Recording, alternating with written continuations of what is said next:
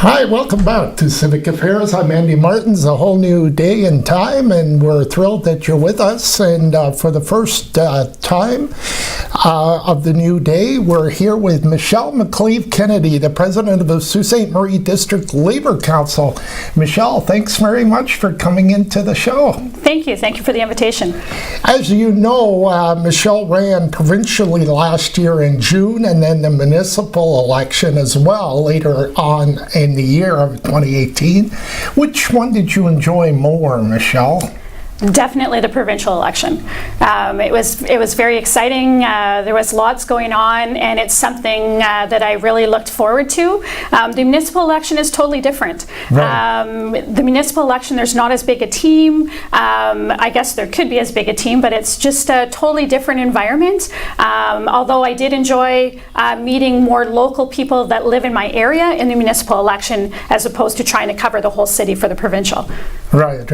And for the viewers that don't remember last year, Michele came within 414 votes of being elected. Was there anything you'd do differently now looking back on it that you might have done differently back in June of last year? Interesting that you say that. Of course, I had not run for an election before. Getting a team together, and I think that's what I would do differently next time, is get a team together earlier than what we did. We actually ran the election last year, and I came that close running that election with only 6 weeks. So, I mean, we did phenomenal. The volunteers were amazing considering the time. I wasn't vetted until April the 29th. So wow, we only ran from April the 29th until June the 7th and came that close. Yeah, that was amazing, and I keep telling people, a political pundit that I am, had the Liberals not gotten more votes than they were expected to, you would be MPP. Somehow they came up and got their base, stayed with them rather than voting away from the base. It's possible. I mean, we'll see what happens next time, right? For sure. But definitely building the base, and we need to get people out there to vote. And I think that's what the issue was last time, is that we have to engage new voters, right? And people have to know the issues. And this government is certainly making people aware of the issues. Yes, there's lots to talk about. Just briefly on the legislature, Martin Reg Cohen in the Toronto Star commented that literally the opposition is being stonewalled with no third party. That the government just making a mockery out of the question period process, that Andrea Horwath is having a hard time. What can you tell me about that? Well, I mean, it's happening across the province, right? When Doug Ford's asked a question, he goes around and speaks about something else. Mm-hmm. And I mean, it happens. It's happening everywhere. And so yes, Andrea is not getting her questions answered. A lot of the different MPPs are not getting their questions answered, as well as constituents. Right. I mean, even myself trying to get a hold of Ross, right, and issues here locally. And I'm the Labour Council president as well, not just a citizen. And we just aren't getting answers to the questions that we want. And at least email people back. At least Doug Ford should be talking to people. Right. He should be mentioning things that are asked about. He shouldn't be, when they're asking about the autism funding, saying that, oh, well, we're building a subway. That's not even what's asked. And to those parents that live in Northern Ontario that have children with autism, the subway is not going to be their most priority at this point in their life. So right, there's certainly issues that should be answered, and I think it's despicable. I think that he needs to come clean. Although we saw it during the campaign, right? He didn't have a platform during the campaign, and we asked for the platform, and it went around in circles. And now the same thing, he's going around in circles. Right. So we'll see how it goes, but I think people need to make him accountable. I've seen the majority government, both federally and now provincially in Ontario, is unhealthy because nothing gets done. We're seeing it on the federal scene as well. Is it the days of the majority government really not benefiting this country? I guess it depends how you look at it. If you had a majority government that was effective in what they were doing, then that would be different. However, to put your will on people because you have a majority, we can't keep flipping things from one government to the other. Well, we put this forward and the last government did that, so we're going to do it totally different. We don't have that kind of time or funds for us to be not moving forward with things that are already progressive. Right. We can't, and we see that we see that with the funding for education right now, the funding for autism, and healthcare as well. So we can't keep closing things and cutting funding and changing the program around just to have a different program in place because that government did that. Right. Exactly. If you were the MPP right now for the NDP, and Doug Ford is obviously would have been elected into government, how would you handle the process of being MPP with a government, with a majority government? How would you handle it if you were MPP right now? It is difficult for sure, but certainly I've been Labour Council President for some time. I've certainly been on my union. I sit on the Ontario Federation of Labour as a Vice President. I'm not considered to be a quiet person. Right. No, you're not. And certainly I've done a lot of volunteer time in this community, and we need to get people to work collectively to stand up to this government to get some things moving, and I would certainly stand up for the constituents of Sault Ste. Marie. Right. And I'm sure that, Ross feels he's doing what he needs to do. However, there's very many people out there in our community that need to be heard. We have some huge issues here in this community: poverty, education, autism, healthcare. We have lots of issues here that need to be dealt with, not to mention economy, etc. And only so much can be downloaded on our municipal government. We need to look at what we can do collectively and how do we push back. And I certainly would be an advocate, along with, you're seeing Mike Manthis stand up, you're seeing Jamie West, you're seeing very many NDP MPPs stand up, Jill Andrews, just to name a few that have stood up in their areas and standing up for Northern Ontario, and that's what needs to happen. A subway in Toronto is going to be fantastic at some point, and it should have started 20 years ago, but a subway is not going to help us in Northern Ontario with our healthcare and with our education system and with the funding that we need. Should we have a third party? Is this the problem? The two-party thing just isn't working in a majority situation? But we have four parties right now. Right. Really, so do we look at a different way of getting elected? Do we have different representation? Do we do something different than first past the post? Yeah, and that has been talked about, and the Liberals had talked about putting that in place federally, and then that's not gone either. I don't know I don't know the specific answer to give you a specific answer on that, but certainly this is not working, to have a majority government in and then flip everything over, and then the funding cuts and all those kind of things. All right, we'll be back after these commercial messages. Lots more to talk about with Michele McCleave-Kennedy. We'll be right back.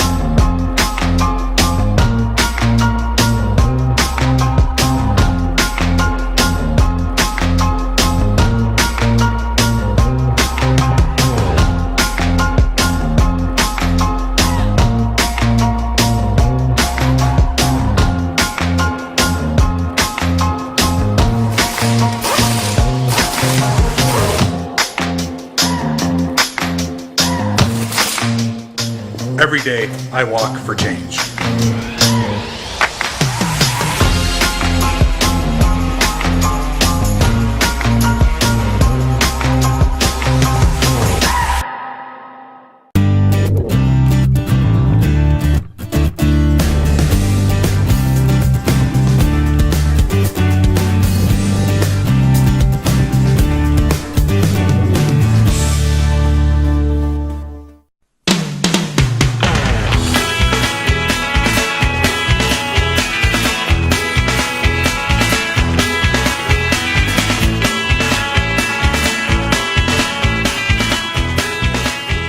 With over 45 years of experience, All Ontario Well Drilling offers hydrofracking and all well drilling services. Call 705-575-8088 or 705-257-9495.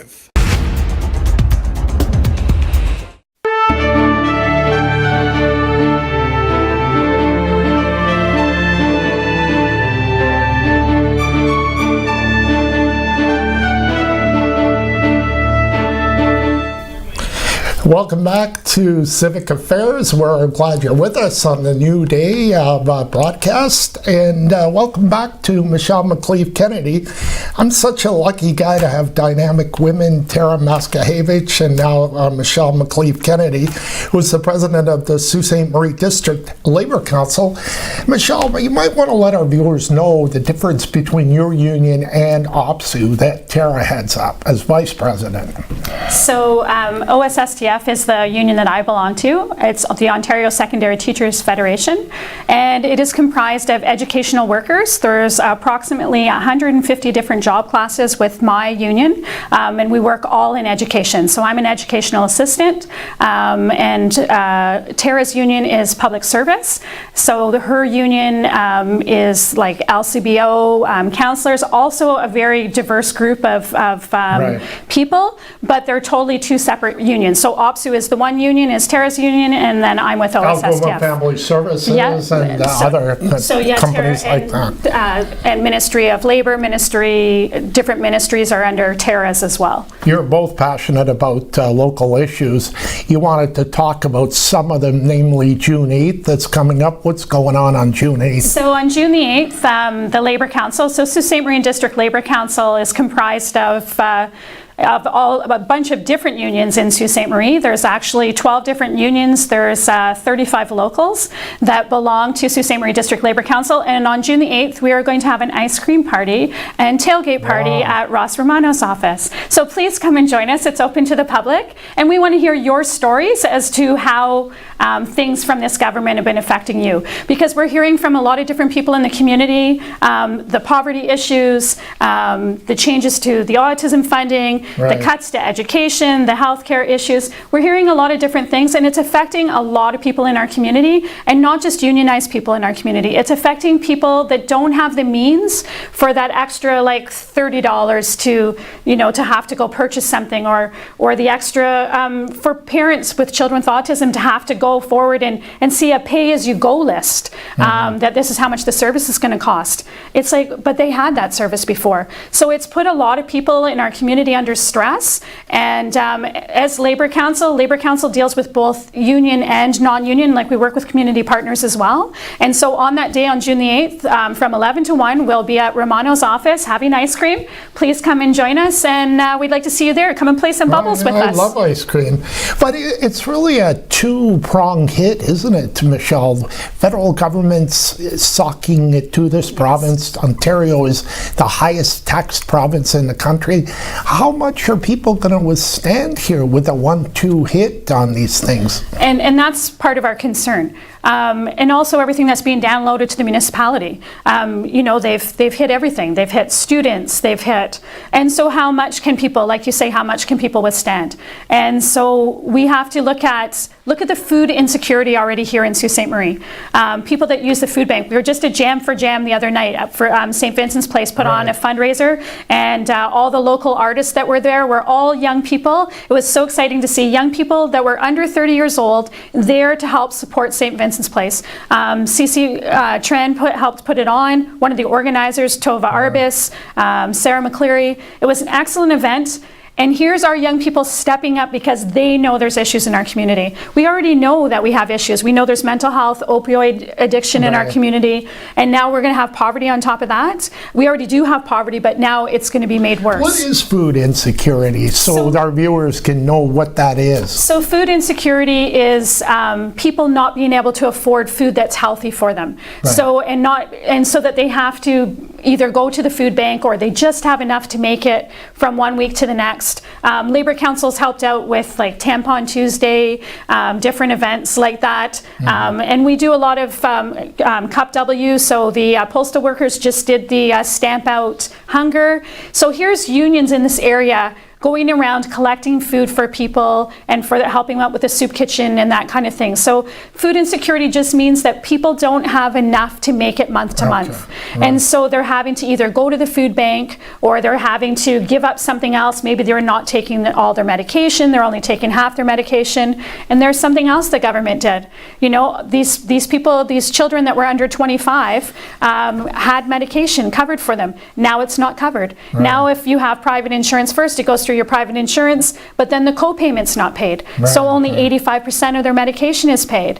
And so for these people that are living close to the poverty line or under the poverty line, now they have more expenses that they have to cover themselves. You mentioned something about the downloading, and that's what I wanted to ask you too, is the downloading that the Doug Ford government wants to do the municipalities after the 2019 budgets have been set. The Mayor of Toronto, John Tory, is not very happy about that. He is considering, I read according to sources, that he may run for the Liberal leadership to run against Doug Ford in 2022. I had seen that as well. And you know what, it's a serious concern here. You know, this new council has done some progressive things in Sault Ste. Marie. We have some things happening in our community that are, you know, the new pianos that are coming, that are going to be downtown. There's some changes to the downtown, some different venues, exciting things that are going to happen over the summer. And now our municipality is going to have to come up with funding for transit. They just made an agreement for those students to have transit passes for people that were on OW and ODSP, or Ontario Works and Ontario Disability, to get bus passes so they could go places, and now it's being taken away, and those people now are going to have to cover that cost, and those are people that can't afford to cover that cost. You know, those are already where the strings are tight. And so Labour Council, as well as many union affiliates, have been working collectively to try and get things, I guess, to get things happening in our community. And I mean, City Council, I can't say enough right now for what's going on with the different progressive ideas that have been going on. However, people need to be aware of the issues and be able to push back on the government to what's going on. Give me a quick answer before our next break. The mayor of Sault Ste. Marie is showing real leadership, but Ross just isn't, for whatever reason. They find that he's in the groove with, you know, with this stuff. What do you think the problem is? The mayor's got some real challenges. The funding was cut, and now if you know, some of this budget is if the government comes back and delists it after, you know, it's been budgeted, it presents some real problems. For sure. And I mean, Christian has done an amazing job so far with what he's found out and how things are going.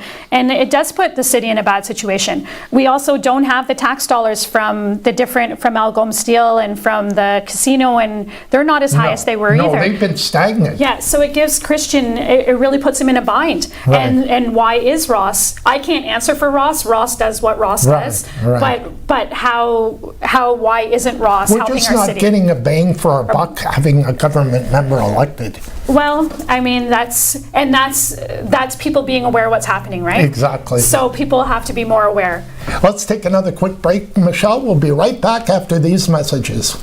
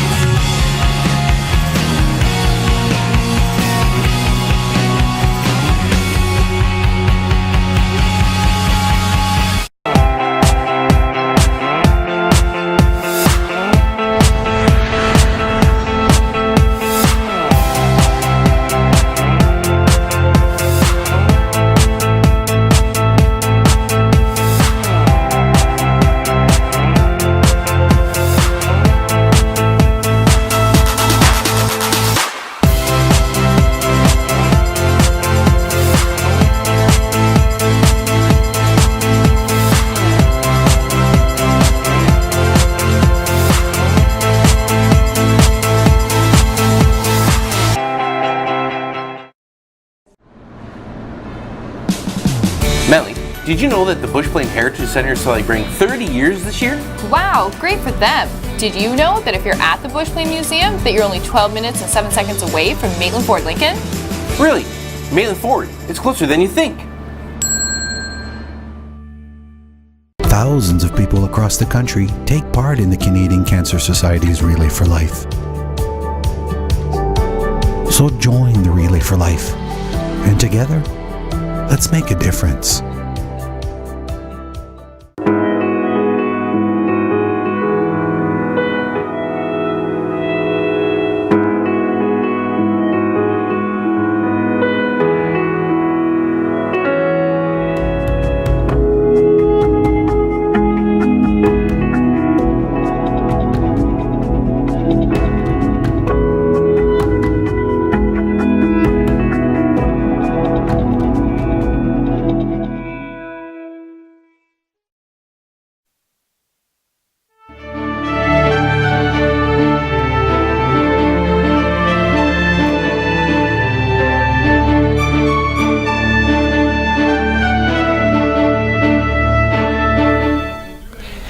Thanks for staying with us. I'm Andy Martens. This is Civic Affairs on our new day of broadcast, and we're talking with Michele McCleave-Kennedy, who's the president of the Sault Ste. Marie District Labour Council, and having a lot of fun here. Women's issues, Michele, something you know about, and one of my objectives in 2019 was to stand up for women's issues. You guys had the march, Tara and Ashley Gap and others, we just did a wonderful job in January, and there's a lot of work to do in women's issues. How have things been going in the last 5 months? Have we made any progress, or? So, I mean, there's always going to be issues that we can talk about for sure. Locally, yes, I think we have made some progress. There's been the water march that the Indian Friendship Center, I believe, and the Indigenous women's group put together. So there's certainly an awareness, and I think we have a long way to go. I mean, just the Women in Heels was on Friday. Right. There's certainly issues. It's unfortunate that the government doesn't seem to feel that women's issues are a priority, in that they've cut some of the funding for different shelters and different agencies that deal with mental health and mental health. For instance, here locally, there's a wait list for mental health counselors here in Sault Ste. Marie, but there's not the funding to have those counselors in place.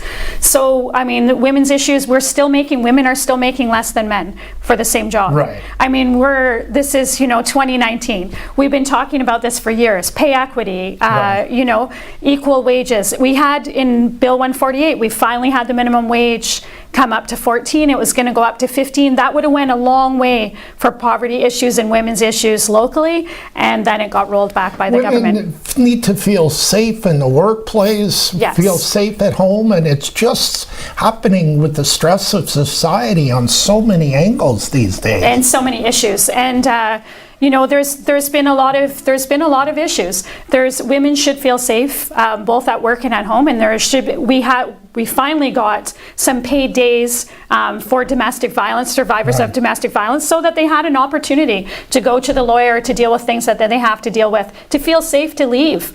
But we need to go farther than that. But what we need to do is we need to get men to come on board. Right. And we need to like get me, men, for example, we need to get men to know the issues and men to deal differently.